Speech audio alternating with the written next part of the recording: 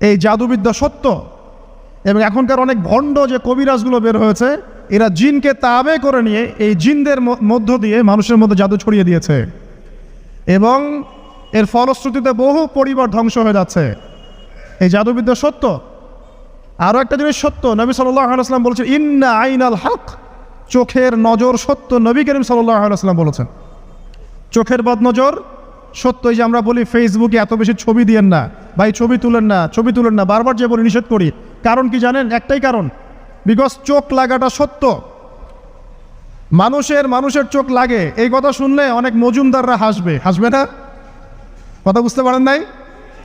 কিন্তু এটা সত্য, কারণ নবী করিম সাল্লাল্লাহু আলাইহি ওয়াসাল্লাম যা বলেছেন সাদাকাল্লাহু ওয়া সাদাকা রাসূলুহুল কারীম, নবী যা বলেছেন, আল্লাহ যা বলেছেন চিরায়ত সত্য। এর বাইরে কোনো সত্য আছে? আচ্ছা দেখেন, আমি বললাম যে জাদুবিদ্যা সত্য। এই জাদুবিদ্যার চর্চা মানুষ করে, এখনও করে, এবং এই জাদু দিয়ে মানুষের ক্ষতি করার জন্যে জিনের প্রয়োজন হয়, দুষ্ট জিন। এই জিনগুলোকে মানুষ তাবে করে মানুষের ক্ষতি করার চেষ্টা করে। দেখবেন এখন গ্রামে গঞ্জে শহরে সব জায়গায় ছড়িয়ে পড়েছে না? দেখবেন, খুব সতর্ক থাকবেন। আমি পরে সলিউশন বলছি আপনাদেরকে। আরেকটা বলেছি, নবী সাল্লাল্লাহু আলাইহি ওয়াসাল্লাম বলেছেন চোখের বদনজর এমন সত্য যে একটা উটকে এই রান্নার ডেকচির মধ্যে ঢুকাই ফেলতে পারে। মানে একটা উট খুব সুন্দর ভালো, আপনি দেখছেন মাশাআল্লাহ বলেন নাই, নজর লেগেছে, উটটা মারা গেছে, দেন তারপর তাকে জবাই করে খেয়ে ফেলতে হয়েছে। একজন সাহাবী গোসল করছিলেন, গোসল, এটা হাদিসে সহিহ, এই আলেম ওলামা যারা আছেন তারা জানেন যে এই হাদিসে সহিহ। একজন সাহাবী গোসল করছেন, তার গায়ের চামড়াটা খুব সুন্দর ছিল, একদম স্কিনটা অনেক সুন্দর, থাকে না এমন কিছু মানুষ? আচ্ছা, এখন আরেকজন সাহাবী এই গোসল দেখছেন দূর থেকে, দেখে বলছেন যে কি চমৎকার তার শরীরের রংটা, যেন কুমারী নারীর মতো, অনেকটা এমন একটা কথা তিনি বলেছিলেন। সাথে সাথে এই সাহাবী অজ্ঞান হয়ে পড়ে গেছে। কোন সাহাবী? যিনি গোসল করছিলেন। এটার আপনি কোনো ব্যাখ্যা দিতে পারবেন না তো, এখানে কোনো সায়েন্স দিয়ে বা মেডিকেল সায়েন্স দিয়ে আপনি কোনো ব্যাখ্যা করতে পারবেন না। একটা ব্যাখ্যা দিতে পারেন, কিন্তু কেন সেটা হলো সেটা আপনি অ্যান্সার খুঁজে পাবেন না। তো নবী সাল্লাল্লাহু আলাইহি ওয়াসাল্লামের কাছে নিয়ে যাওয়া হলো তাকে। তিনি বললেন যে এই ব্যক্তির ব্যাপারে কি কেউ ভালো মন্দ কিছু বলেছিল? তখন একজন সাহাবী বলেন হ্যাঁ, অমুকে বলেছে এর স্কিনটা অনেক সুন্দর, ওকে ডেকে নিয়ে আসুন। ওকে ডেকে আনা হলো। ডেকে আনার পর নবীজি তাকে অনেক শাসালেন, তোমরা তোমাদের ভাইদেরকে কি মেরে ফেলতে চাও? তখন এই সাহাবী তো অবাক, আমি আবার কখন মারতে চাইলাম ইয়া রাসূলুল্লাহ? আমি তো মারতে চাই নাই, আমি তো খালি বলেছি যে তার গায়ের রংটা অনেক সুন্দর। তখন তিনি বললেন কেন তুমি সুবহানাল্লাহ বললে না, কেন তুমি মাশাআল্লাহ বললে না? যখন মাশাআল্লাহ বলবেন, সুবহানাল্লাহ বলবেন, নজরটা লাগবে না। আর যখন আপনি মাশাআল্লাহ বলবেন না, সুবহানাল্লাহ বলবেন না, দেখবেন নজর লেগে গেছে। আপনি বিশ্বাস করেন ব্যবসা খুব ভালো চলছে, মানুষ বলল যে বাহ তোর তো ব্যবসা হেভি, লালে লাল শাহজালাল, ঠিক আছে, দেখবেন আপনার কেনা বেচা বন্ধ হয়ে গেছে। এরকম হবে, আমার কথাটা বিশ্বাস করেন। এটা কিন্তু সায়েন্স প্রমাণ করতে পারবেন না, আল্লাহ এবং তার রাসূল বলেছেন, তার উপরে কোনো সত্য নেই। আছে সূরা কাহফ 29 নম্বর আয়াত পড়ে দেখেন, আল্লাহ পাক বলছেন ওয়াকুলিল হাক্কু মির রাব্বিকুম, সত্য সেটাই যা তোমার রবের পক্ষ থেকে আসে। ফামান শাআ ফালইউমিন, যার ইচ্ছা হয় বিশ্বাস করুক, ওয়ামান শাআ ফালইয়াকফুর, যার ইচ্ছা হয় সে অস্বীকার করুক। এই কারণে আমরা বলি ফেসবুকে এত বেশি ছবি দেওয়া, এই আই ওয়াশ করা, এই যে শোডাউন করা, হ্যাঁ ইসলামের কিছু কাজ করলেন একদম মানুষকে না দেখাইতে পারলে ঘুম হচ্ছে না, এগুলো বন্ধ করেন, এগুলো বন্ধ করে দেন আল্লাহর ওয়াস্তে। অফলাইনে কাজ করেন, নিজেকে গোপন করার চেষ্টা করেন। যত বেশি মানুষের কাছে নিজেকে এক্সপোজ করবেন, কাজের বরকত কমে যাবে, কাজের বরকত কমে যাবে, চোখ লাগবে, নজর লাগবে। এবং চোখ লাগা বদ নজরে বহু আলেম আস্তে আস্তে মাঠ থেকে মাইনাস হয়ে গেছে না? যায় নাই? এখন কি আলেমদের সংখ্যা বেশি না কম? যত দিন যাবে আলেমের সংখ্যা আরও কমে যাবে। নবীজি বলেছেন আলেমদের সংখ্যা কমতে থাকবে, মানুষ জাহেলদেরকে আলেম বানিয়ে নেবে। তো প্রিয় ভাইরা, জাদুবিদ্যা সত্য, চোখের বদনজর সত্য, রাতের এই অনিষ্টগুলো সত্য, রাতের বেলা অনেক ক্ষতি আছে। এই জন্য নবীজি বলছেন বাচ্চাদেরকে বাইরে বের করো না, এবং তোমরাও রাত যখন গভীর হবে তখন এদিক ওদিক ঘোরাফেরা করো না। দেখবেন রাত যত গভীর হয় আমাদের শহরগুলো তত জীবিত হয়, তাই না? তাই না? রাত যত গভীর হচ্ছে শহর তত জীবিত হয়। চায়ের দোকানে আড্ডা বেশি, ওই সিনেমা দেখছে, টিভি দেখছে, ক্যারাম খেলছে, লুডো খেলছে, ঘুম নাই। ঘুম কখন? ফজরের আগে আগে। ফজরের নামাজ কিন্তু নাই, ফজরের ঠিক আগে আগে আবার ওই যে জোহরের নামাজের সঙ্গে উঠতেছে। এখন আমাকে বলেন এরকম জেনারেশনকে দিয়ে কি আসলে ইসলামের কোনো খেদমত হবে? আচ্ছা, নবীজি রাতের বেলা আর্লি ঘুমাতেন। আল্লাহ পাক আমাদের সবাইকে তাড়াতাড়ি ঘুমানোর তৌফিক দান করুন। হ্যাঁ, আপনি ইলম চর্চা করলে রাত জেগে থাকতে পারেন, আপনি যদি জ্ঞান চর্চা করেন রাত জাগতে পারেন, আপনি কোনো গবেষণা করছেন, নামাজ পড়ছেন বা কোরআন হিফজ করছেন, আপনি রাতের আর্লি উঠবেন, এটা আলাদা বিষয়। কিন্তু কমনভাবে আমাদের এই যে ফেসবুক, ইউটিউবিং ইত্যাদিতে আমরা লিপ্ত থাকি, সারা রাতটা কাটাই আড্ডাবাজি করে, এগুলো বন্ধ করতে হবে। এগুলো বন্ধ না করলে ফিজিক্যালি আমরা মানে সুস্বাস্থ্যের অধিকারী হতে পারবো না, সারা দিনটা আমাদের একটা কি বলবো অলসতার ভাবে যাবে এবং দিনের বেলা কাজগুলো ব্যাহত হবে। এতে করে আমাদের উম্মার এই পুরো বড় যে তরুণ প্রজন্ম আছে এদেরকে আপনি সম্পদে পরিণত করতে পারবেন না। তাই এই সিস্টেমটা চেঞ্জ করা দরকার। নবীজি রাতের বেলা এই সূরা বাকারার শেষে 3টা আয়াত তেলাওয়াত করতেন, আমরা করবো ইনশাআল্লাহ। ইনশাআল্লাহ।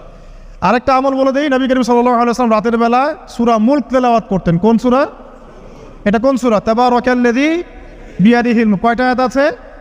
30টা আয়াত আছে। নবীজি বলেছেন সাল্লাল্লাহু আলাইহি ওয়াসাল্লাম যে এই সূরা আপনাকে কবরের আযাব থেকে বাঁচাবে ইনশাআল্লাহ। কবরের আযাব থেকে তো ভাই বাঁচা খুব সহজ নাকি? আমাদের মধ্যে এমন কেউ নাই, শোনেন, আমাদের মধ্যে এমন কেউ নাই আলেম জালেম মুফতি মুহাদ্দিস রাজনৈতিক নেতা পলিটিশিয়ান বিরোধী দল জাতি তারপরে যে সরকার দল যে আছে না কেন, কবরের শাস্তি ফেস করবেন এমন একটা মানুষ নাই, কেউ নাই পৃথিবীতে। এই যে আপনি দেখছেন ওই যে কি ইসরায়েলের প্রধানমন্ত্রী, ওই রাশিয়ার প্রধানমন্ত্রী, ওই চায়নার সভ্যতা, পশ্চিমা সভ্যতা, এমন কেউ নাই পৃথিবীতে এখন যাকে কবরের শাস্তি ভোগ করতে হবে না। আছে? সবচেয়ে লঘু শাস্তি মানে লঘু চাপ, এটা বলতে গেলে আসলে আমি ভাষা হারায় ফেলি, তারপরে বলছি আল্লাহ পাক আমাদের সবাইকে হেফাজত করুন, আমিন। একজন সাহাবীর নাম সাদ বিন মুয়াজ। কি নাম? নবী করিম সাল্লাল্লাহু আলাইহি ওয়াসাল্লামের সাথে একদম ডান হাত হয়ে যুদ্ধ করেছেন দীর্ঘদিন। বদর তিনি বীর সেনা, উহুদের বীর সেনা, ঠিক আছে, খন্দকের যুদ্ধেও বীর বিক্রমে যুদ্ধ করেছেন। তিনি আনসার সাহাবী, একদম মদিনার নেতা সাহাবী। সব সাহাবী কিন্তু একরকম নন, কেউ ছিলেন নেতৃস্থানীয় সাহাবী, তিনি ছিলেন একজন নেতৃস্থানীয় সাহাবী, ঠিক আছে, সাদ বিন মুয়াজ। নবী করিম সাল্লাল্লাহু আলাইহি ওয়াসাল্লাম এত ভালোবাসতেন তাকে, এত ভালোবাসতেন যে তাকে নিজের মনে করতেন যে সাদ বিন মুয়াজ আনসাররা আমার নিজের। চারটাখানি কথা। এই সাহাবীর খন্দকের যুদ্ধে এই যে হাতের এই দিকে সম্ভবত হাতের এই রগের মধ্যে একটা তীর এসে লাগে এখানে, এবং তীরটা তিনি বের করতে গিয়ে রক্তটা ছিঁড়ে যায়। এরপর ফিনকি দিয়ে রক্ত বের হওয়া শুরু হয়।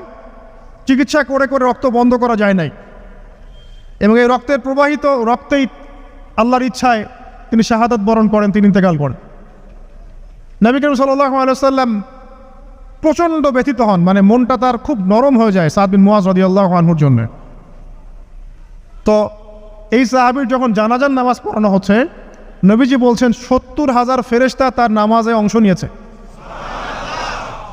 আর এই সাহাবীকে যখন কবরে শোয়ানো হয়েছে, নবী করিম সাল্লাল্লাহু আলাইহি ওয়াসাল্লাম পরে জানিয়েছেন কবরের যে মৃদু চাপ, সাদ বিন মুয়াজ রাদিয়াল্লাহু আনহুর কবরেও সেই মৃদু চাপ দেওয়া হয়েছে। আমি কি বুঝাতে পারলাম ভাই? আমাদের কোনো দাম আছে এখনকার পলিটিশিয়ানদের কোনো দাম আছে? এখনকার সমাজ নেতার কোনো দাম আছে? এখনকার সুদখোরদের কোনো দাম আছে? এই ঘুষখোর দুর্নীতিবাজদের কোনো দাম আছে? আমরা যারা কাঠমোল্লা হয়ে আছি আমাদের কোনো দাম আছে?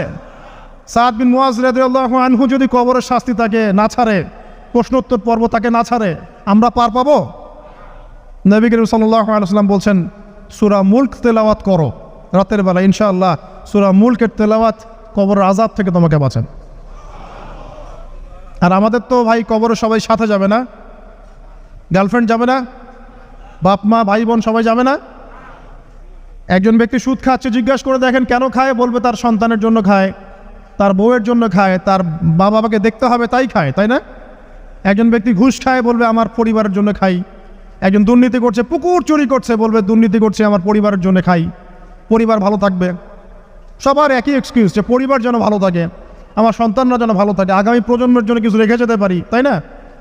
এরকম একটা মানুষও কি আপনার সাথে কবরে যাবে? আর এই বোকা মানুষ কেন বোঝে না যে আপনার কবরে আপনাকেই যেতে হবে? তাহলে আপনি কি কারণে অন্যের কারণে নিজের পরকাল নষ্ট করছেন? অন্যের সুখের জন্য আপনি আপনার পরকাল নষ্ট করছেন। সুদ খাচ্ছেন, দিব্যি মায়ের সাথে জেনা করছেন। আপনাদের এলাকায় নাকি সুদের সমস্যা অনেক বেশি। কয়েকটা হাদিস বলে দেই, আমি ওদেরকে আক্রমণ করতে আসি নাই, আমি শুধু তাদেরকে 3টে হাদিস শোনাতে এসেছি। 1 নম্বর হাদিস শোনেন। আল্লাহর নবী মুহাম্মদ সাল্লাল্লাহু আলাইহি ওয়াসাল্লাম বলেছেন, সুদের পাপের 73টা শাখা আছে। কয়টা? কোনো হাদিসে 70টাও আছে, কোনো হাদিসে 73টা আছে। বলছেন যে সবচেয়ে নিচের শাখাটা হচ্ছে, সুদের পাপের সবচেয়ে নিচের শাখা হচ্ছে যে যেন কোনো ব্যক্তি তার মাকে রেপ করলো, তার মাকে ধর্ষণ করলো। 1 দিরহাম যে ব্যক্তি সুদ খায়, সহিহ বুখারীতে আরেকটা হাদিস এসেছে, সে যেন 36টা মেয়েকে ধর্ষণ করলো। আর আমি একটা কথা বানায় বলছি না, যদি বিশ্বাস না হয় কওমি মাদ্রাসা আছে, আলেম ওলামা আছে, গিয়ে বুখারী খুলতে বলেন, পড়তে বলেন, খালি একবার পড়তে বলেন, দেখেন যদি না থাকে তাহলে আমাকে এর সাথে থাপ্পড় দিয়ে যায়। যদি না থাকে হাদিস এটা, তাহলে আমার গালে একটা থাপ্পড় দিয়ে যায়। আর যদি থাকে তাহলে আল্লাহর রাস্তায় সুদ খাওয়া ছেড়ে দেন। কোনটা করবেন? চ্যালেঞ্জ করবেন? নবীজি বলেছেন, 1টা দিরহাম যে ব্যক্তি সুদ খায়, দিরহাম মানে কি? রৌপ্য মুদ্রা। এটা এখন দেখতে পারবেন না, জাদুঘরে আছে।